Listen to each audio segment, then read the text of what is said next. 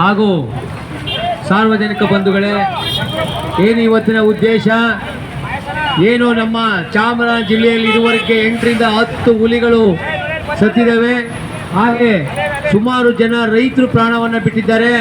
ಈಗ ಇಷ್ಟು ಈ ಅರಣ್ಯ ಸಚಿವ, ಅಯೋಗ್ಯ ಅವಿವೇಕಿ ಅರಣ್ಯ ಸಚಿವ ಇನ್ನೂ ಅಲ್ಲಿ ಕೂತಿದ್ದಾರೆ ಅಂದರೆ ನಮಗೆ ಕರ್ನಾಟಕಕ್ಕೆ ಒಂಥರ ಮುಜುಗರ. ಯಾಕಂದರೆ 8-10 ಹುಲಿಗಳು ಸತ್ತಿದೆ, 4-5 ಜನ ರೈತರು ಸತ್ತಿದ್ದಾರೆ. ಹಾಗಾದ್ರೂ ಸಹ ಈ ಅವಿವೇಕಿ ಈಶ್ವರಿ ಖಂಡ್ರೆಗೆ ಮಾನ ಮರ್ಯಾದೆ ಇಲ್ಲ. ಯಾಕಂದರೆ ನಾವು ಹೇಳಿದ್ದು ಸಫಾರಿ ಬೇಡ, ಸಫಾರಿ ಸ್ಟಾರ್ಟ್ ಮಾಡಿದ್ರೆ ಒಳಗಡೆ ನಾವು ಹೋದರೆ ಕಾಡೊಳಗಡೆ ಅವು ಹೊರಗಡೆ ಬರ್ತೇವೆ ಅಂತ ಹೇಳಿದ್ರು. ಆದರೂ ಅವ್ರು ಎಂಜಲು ಕಾಸಿಗೆ ಕೈ ಒಡ್ಡಿ ಸಫಾರಿನ ಪ್ರಾರಂಭಿಸಿದರೆ ಈಗಾಗಲೇ ಹುಲಿ ಏನು ಬಂಡೀಪುರಲ್ಲಿ, ಪಡಗೂರಲ್ಲಿ, ಹಾಗಾಗಿ ಅಲ್ಲಿಂದ ಹುಲಿ ಅಲ್ಲಿ ಬಂದು ಪ್ರಾಣ ಬಿಟ್ಟಿದೆ. ಈ ನಮಗೂ ಭಾಳ ಆ ಒಂದು ಹುಲಿ ಸಾವಿನಿಂದ ಇಡೀ ಚಾಮರಾಜ ಜಿಲ್ಲೆಗೆ ಒಂದು ಆಘಾತಕಾರಿ ಬೆಳವಣಿಗೆ ಜೊತೆಗೆ ನಮ್ಮೆಲ್ಲರಿಗೂ ತುಂಬ ನೋವಾಗ್ತಾ ಇದೆ.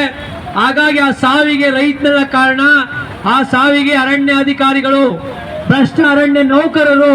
ಯಾಕಂದ್ರೆ ಒಬ್ಬ DFಗೆ 2 ಲಕ್ಷ ಸಂಬಳ, 25 ಲಕ್ಷ ರೂಪಾಯಿ ಕಾರು, ವೆಪನ್ಸು, ಮನೆ, ACF, RF, ಫಾರೆಸ್ಟು, ವಾಚರ್ಗಳು, ಗಾರ್ಡ್ಗಳು ಎಲ್ಲವನ್ನು ಕೊಟ್ಟಿದ್ರು ಸಹ ಆ ಹುಲಿ, ಆನೆಗಳು, ಚಿರತೆಗಳು ನಮ್ಮ ಹೊಲಕ್ಕೆ ಬರ್ತವೆ ಅಂದರೆ ಇದರ ಅರ್ಥ ಏನು?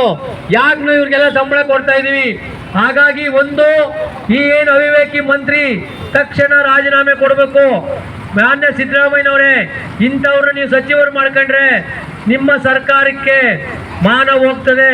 ನಾವು ರೈತರ ಕೆಂಗಣ್ಣಿಗೆ ನೀವು ಗುರಿ ಆಗಬೇಕಾಗುತ್ತೆ. ಹಾಗಾಗಿ ಇವ್ರು ಏನು ಅನ್ನ ತಿಂತಿದ್ರೆ, ಈ ನೆಲದ ನೀರು ಕುಡಿತಾ ಇದ್ರೆ ತಕ್ಷಣ ರಾಜೀನಾಮೆ ಕೊಟ್ಟು ಇನ್ನು ಮುಂದೆ ಈ ಹುಲಿಗಳು ಸಾಯಬಾರ್ದು, ಅದಕ್ಕೆ ನೋಡ್ಕೋಬೇಕಾಗಿದೆ. ಜೊತೆಗೆ ಏನು ಅರಣ್ಯ ಇಲಾಖೆಯ ನೌಕರರಿದ್ದೀರಾ, ಇವ್ರ ಮೇಲೆ ನಾವು ಪೊಲೀಸ್ ಇಲಾಖೆ ಮುಖಾಂತರ ಒತ್ತಾಯ ಮಾಡ್ತಾ ಇದೀವಿ. ಅವ್ರ ಮೇಲೆ FIR ಆಗಬೇಕು, ಜೊತೆಗೆ ಅವರು ಜೈಲ್ಗೆ ಹೋಗ್ಬೇಕು. ಹಾಗಾಗಿ ಕೂಡಲೇ ಅರಣ್ಯ ಸಚಿವರು ರಾಜೀನಾಮೆ ಕೊಡಬೇಕು. ಅವರಿಗೆ ಯೋಗ್ಯತೆ, ಮಾನ ಮರ್ಯಾದೆ ಇದ್ರೆ ಇನ್ನಾದರೂ ಮುಂದೆ ನಮ್ಮ ಜಿಲ್ಲೆಯಲ್ಲಿ ಒಂದು ಕಡೆ ಮಹದೇಶ್ವರ ಬೆಟ್ಟ, ಒಂದು ಕಡೆ ಬಂಡೀಪುರ, ಎಲ್ಲ ದಿನ ಮಾಧ್ಯಮಗಳಲ್ಲಿ ದಿನ ಬರ್ತಾ ಇದೆ. ಇಲ್ಲ ಪ್ರಾಣಿ ಸಾಯ್ತವೆ, ಇಲ್ಲ ಮನುಷ್ಯ ಸಾಯ್ತಾನೆ, ಇಲ್ಲ ಜಾನುವಾರುಗಳು ಸಾಯ್ತವೆ. ಹಾಗಾಗಿ ಈ ಒಂದು ಕೆಲಸವನ್ನು ತಡೆ ಹಿಡಬೇಕು.